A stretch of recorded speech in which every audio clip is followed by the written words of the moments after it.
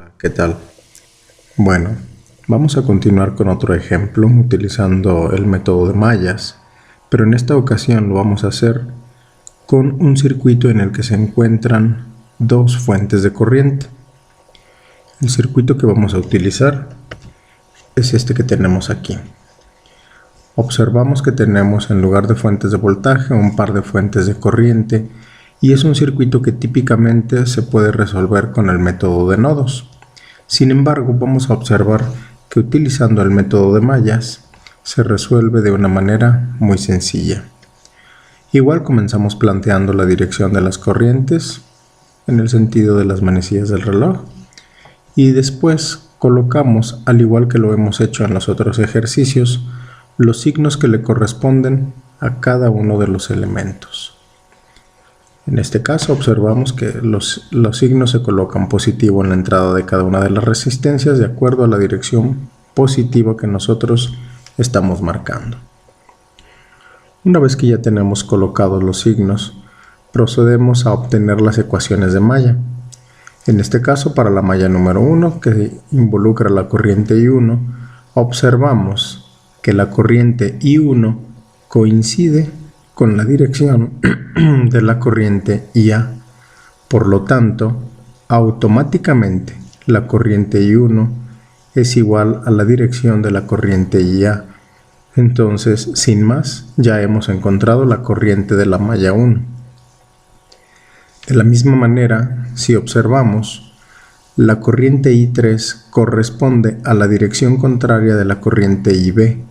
Por lo tanto, si nosotros planteamos la ecuación en términos de IB, pues decimos que la I3 lleva la dirección contraria de IB, de tal manera que al resolverlo, simplemente la I3 vale menos 2 amperes. De esta manera, así de rápida, ya conocemos la corriente de I1 y ya conocemos la corriente de I3. Entonces, realmente, la única incógnita que nosotros tenemos es la corriente de I2. Planteamos entonces la ecuación para encontrar la I2 y lo hacemos con la ley de tensiones de Kirchhoff, es decir, multiplicamos la corriente por la resistencia y en este caso será R3 por I2, aquí lo tenemos, tomamos este término, R4 que multiplica a I2 menos I3, aquí lo tenemos, y por último a R2 que multiplica a la I2 menos la I1. Como ya no hay más elementos dentro de esta trayectoria cerrada o dentro de esta pequeña mallita, pues entonces igualamos con 0. Sustituimos los valores para cada una de las resistencias y hacemos las operaciones indicadas, es decir, multiplicamos el 4 por I2, el 4 por 2 amperes, 2 por I2 y 2 por menos 1.5 amperes. De tal manera que al simplificar vemos que tenemos 3 más 4 más 2 son 9 para I2, 4 por 2 amperes me da 8 voltios, 2 por 1.5 amperes negativos me da menos 3 voltios.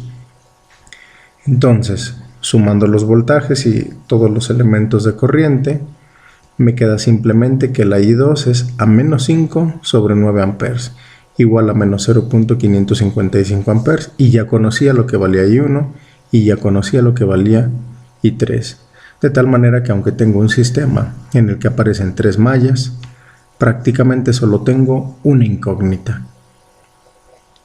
De esta manera pues queda resuelto el problema y únicamente como una observación, pues al darnos valores de corriente negativa, averiguamos la dirección de la corriente positiva y es simplemente en la dirección contraria a como nosotros la habíamos planteado al principio. Así de rápido y de sencillo se resuelve un problema en el que están involucradas fuentes de corriente, pero observemos que las fuentes de corriente están en la orilla, es decir, no comparten ninguna otra malla. Bueno, pues espero que les sea de utilidad.